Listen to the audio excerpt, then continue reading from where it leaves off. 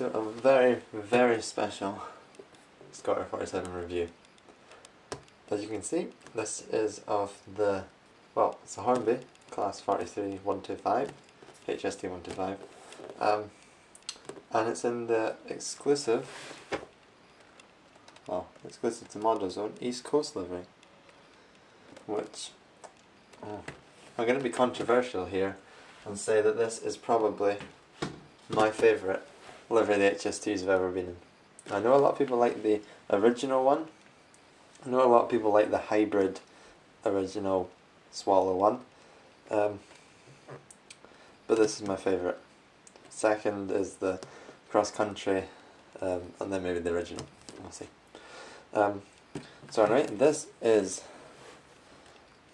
this is as it is.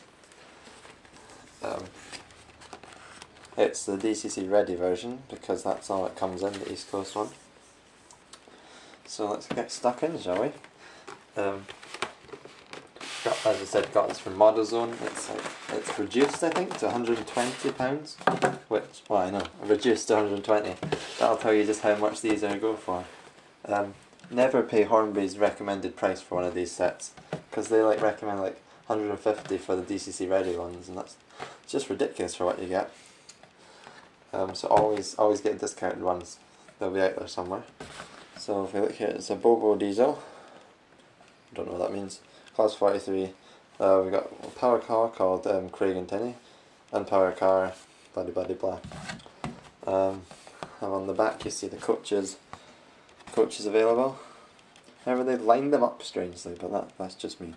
So you've got the standard open first, trailer, buffet and guards.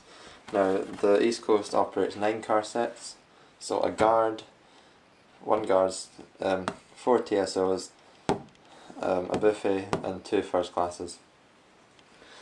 So this is the famous Intercity 125 class 43, called so because it ran at 125 miles an hour when it was introduced in 1976, and at that time it was the fastest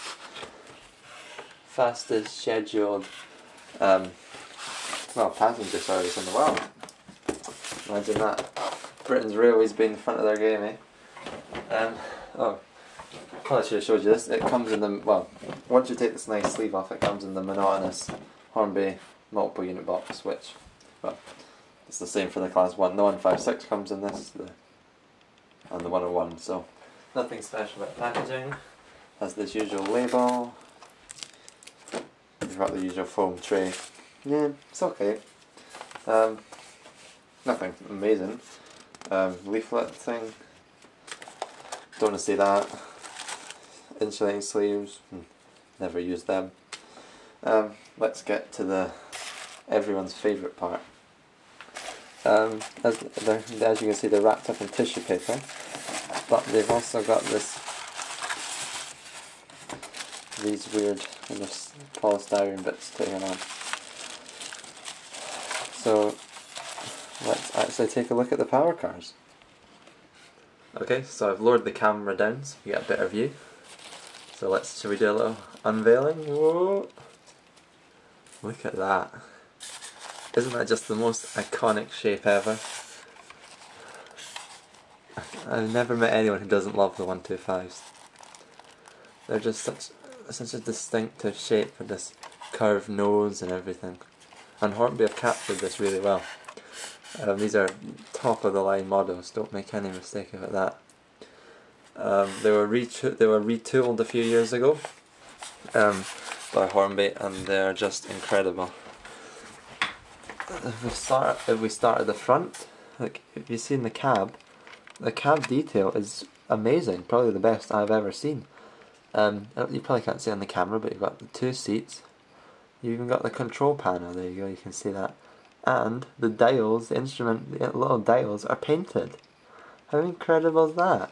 You've got the lever and the brake thing and everything. That is just amazing. I mean, thank goodness they have the cab lights in these things. So you have the front, that's quite close to the camera actually. In the front you have 43310, if anyone means anything to anyone. You've got this, the lights have been captured, and the grille where the horn's under. Then there under that bit's where that's the hatch that lifts off to find the coupling in case any of these sets fail, which they don't do so often now with the new engines that they've been re-engined in. What are they called?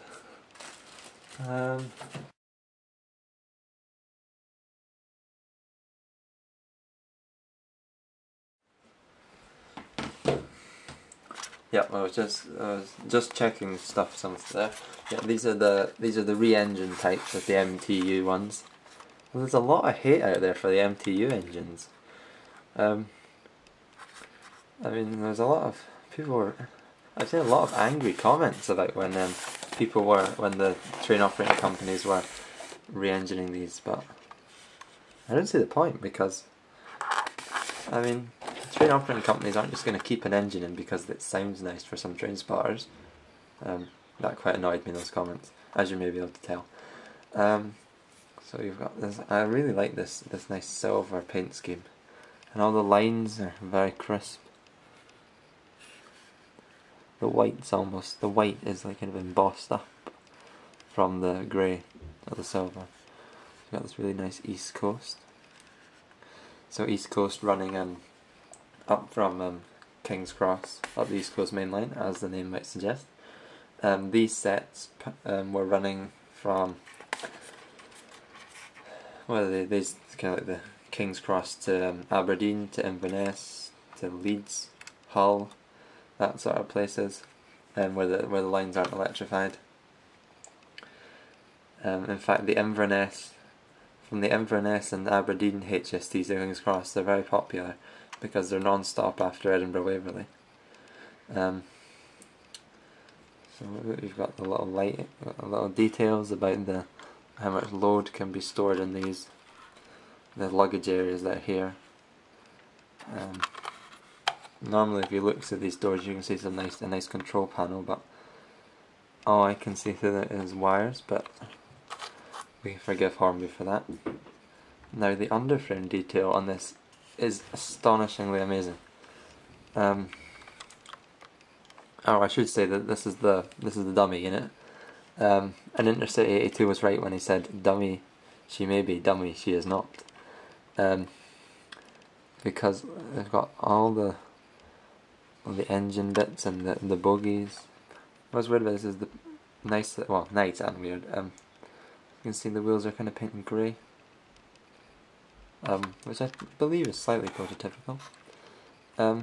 This is like the exhaust fume is kind of, this plate is a separately applied plate, so you can see straight through, which is a really nice touch. If it's actually supposed to be like that. If it's not, then that's just cheating. The roof is lovely. Nice fans that are separately applied. All this lovely stuff. Yep, so let's get out the power car.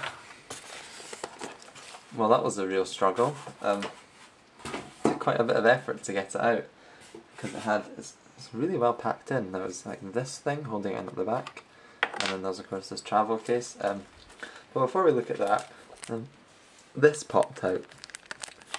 And this is some kind of accessory thing, and in them are what looks like hammer beads.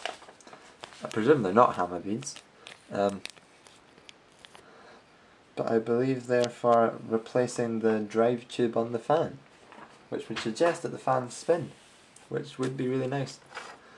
But we'll see. This is a power car, and this is the heaviest thing. Well, not the heaviest thing, but the heaviest loco I've ever felt. She is really heavy. Even heavier than like a V-Train's class 37 or something like that. And this is a lot smaller. It's so solid. So you got this thing in for transport. That keep it safe in the box. As you can see, you can't really see it, but she is called Craigentinny after the motor power depot in Edinburgh, which kind of services these. It services the sleepers. It services pretty much anything that's going in and out of Edinburgh Waverley that isn't a ScotRail DMU. So it services Scorpio EMUs, it does HSTs, it does the 225 sets, it does Voyagers, Pendos, Realtors. It's quite a nice depot if you ever get a chance. Well, I've only seen it from Google Earth and from the train window, but I might go and have a look around one day. Maybe they have an open day, that'd be quite interesting. Anyway, I divert. Craig and Tinney. Not Craig Tinney as I heard some, or Craig Tiny as I heard someone say. There's a definitely EN in there, Craig and Tinney. So she is pretty much exactly the same as the dummy car. So much heavier. Oh, I've just noticed some of the paint around the Craig and Tinney bits here has been scratched off.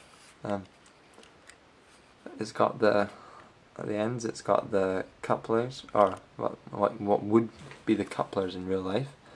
And then it's got these tension locks here with the NEM socket, so you could easily replace them with KDs, or I did have a thought of replacing them with these Burlette couplings you get, which are conductive, so you could, well, I suppose you could run all the train, because both units take a decoder each, so if you made the whole train live, power it just from this decoder, but then again, that would be a lot of money, especially for a 9-car HST.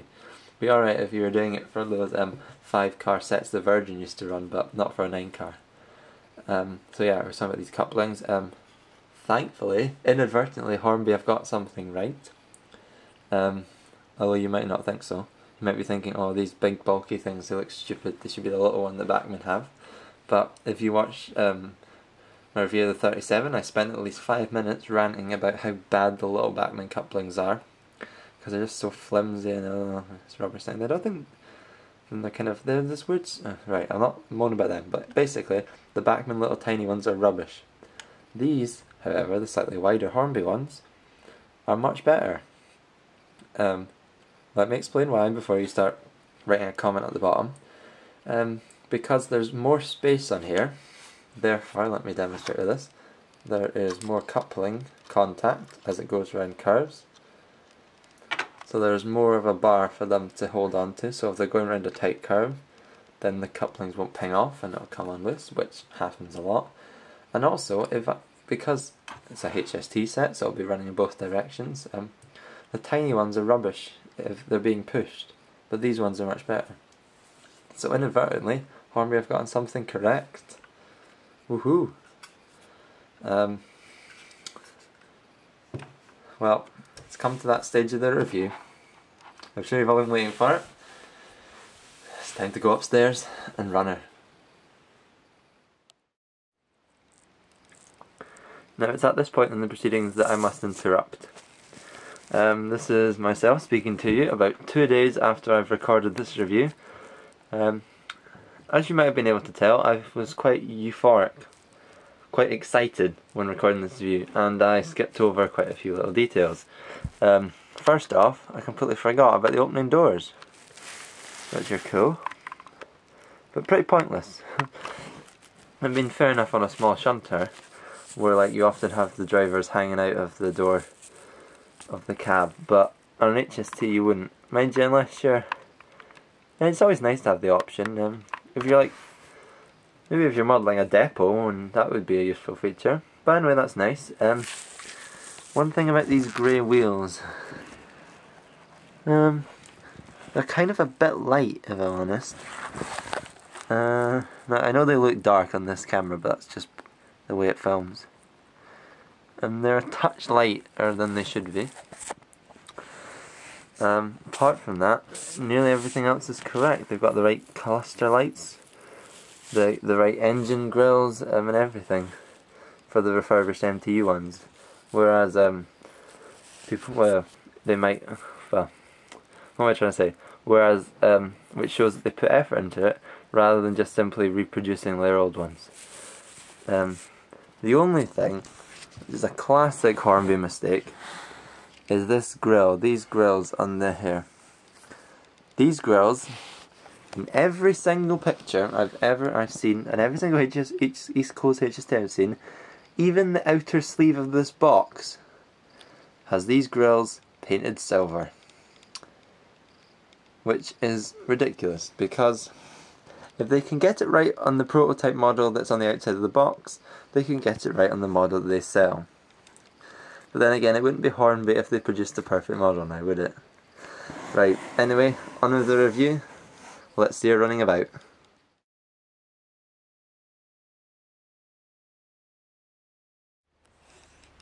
Okay, so here we are at the layout. If you haven't seen it before, that's maybe what it looks like. Now, first of all, because this is DC at the moment, this is DC at the moment, and it's not DC fitted because, well, it's a very expensive locomotive, and therefore I could not afford to buy decoders, especially two decoders, at the same time. So I've unplugged the Dynamis, pulled out one of the wires, ran it over here, and it's connected up to this. This is a DC controller. Now you may ask what happened to my Hornby ones I had before. Well, one broke, and one of them, a certain person, i.e. me, cut the wires too short so you can't reconnect it. So this is a mechanical controller. It's off of ages and ages ago. It was my dad's back in the 70s, and it still works brilliantly today. It's got this really nice knob on it, that's what I really like about it. And if you smell it, it kind of smells of that smell you get of old aircraft. If you've ever, I don't know, that's just the smell I described from it. It's got this nice dial as well. But we're not here about DC controllers, we're here about this HST, East Coast HST. So this is the power car, this is the dummy car, and shall we run her? Oh, you can't really see it, it's a bit dark. Now this is fresh out of the box, and look how smoothly she's running. Brilliant, isn't it? And as you might have been able to see there are rotating fans in the roof of the drive car. Only can't make it out right, it's causing my shadow at the moment, that's why it's quite gone all dark.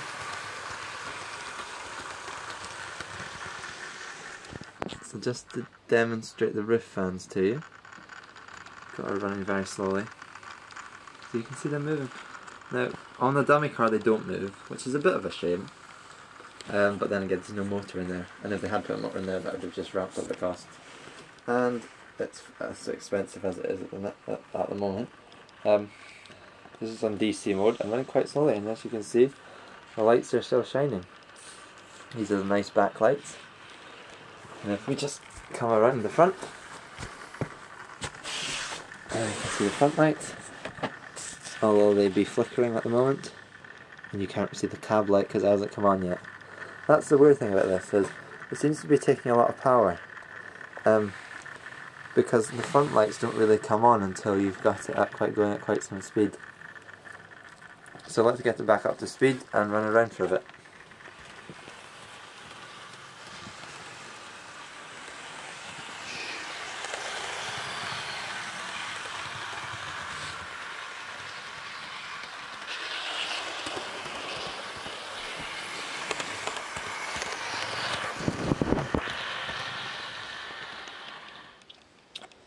I really like the East Coast logo. Now East Coast came about after the National Express pretty much, the phrase I'm thinking of I can't really use on YouTube, mucked up, National Express mucked up the franchise, as they did with the East Anglia franchise. That's why that's been given to another company. And then the East Coast franchise was nationalised. So effectively, this is a nationalised railway company. It was meant to be recontracted out in 2010 rather, but that decision was upheld. So effectively, well, it's kind of a bit like British Rail, but obviously it's so much better because I think East Coast have really transformed the East Coast Main Line. They've done a really good job, the company. Anyhow, seeing as I don't have any coaches for it at the moment, but how's about we do a little strength test? Right, so here we go. I have my 2 Hornby Mark 3s in the Virgin Charter Relief livery. We have 4 Mark 4s in Intercity livery. And then we have 2 Mark 2Ds also in Intercity livery. So all in all that makes 8 carriages. 1 short of the prototype. But let's see how she pulls it. So let's start her off. Going the wrong way. Okay. Oh, she's struggling with that, she's struggling with that. Oh! She's moving, just over half speed. She's doing fine. She's pulling that. Look, that's at top speed. Well, that's quite impressive. Hate to think how long a full 9 car rate would be. I quite fancy getting the full 9 cars. But we'll see. I definitely wouldn't fit on this layout.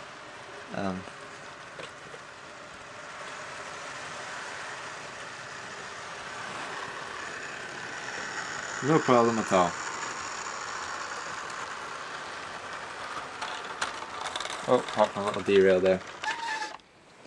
But that's just to be expected. Alright, so let's take it to the next level. As well as the 2 Mark 2s, 4 Mark 4s and 2 Mark 3s. I've added 3 bog standard Mark 2s and 4 Mark 1s. As well as the back unit, which provides quite a lot of friction. Let's see if she can pull that. This is going to be immensely impressive if she can. So let's start her off. Half speed. Oh, she's doing it! That's incredible. She's moving it, and we're only just past half speed. That is truly amazing. Just that one thing provides so much power. That is incredible. Well done, Hornby. Very well done. This is case in point. All fine, look. The Hornby ones are fine.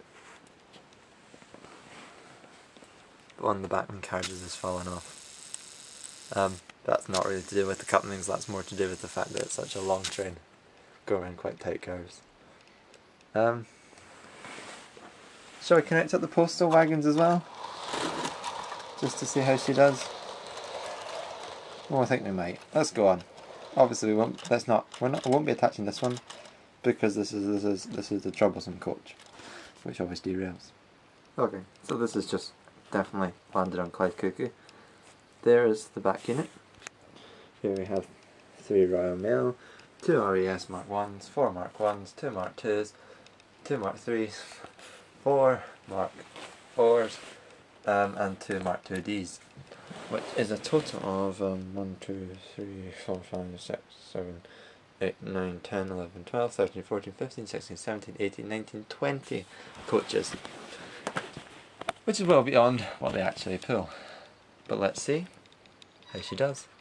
Oh, she's jolting ahead. That was just taking away the slack. She is managing it. Look, that's what speed she's on. And she's running really well. We have a derailment, but then that's to be expected. And that's those pesky Mark 4s. That is incredible.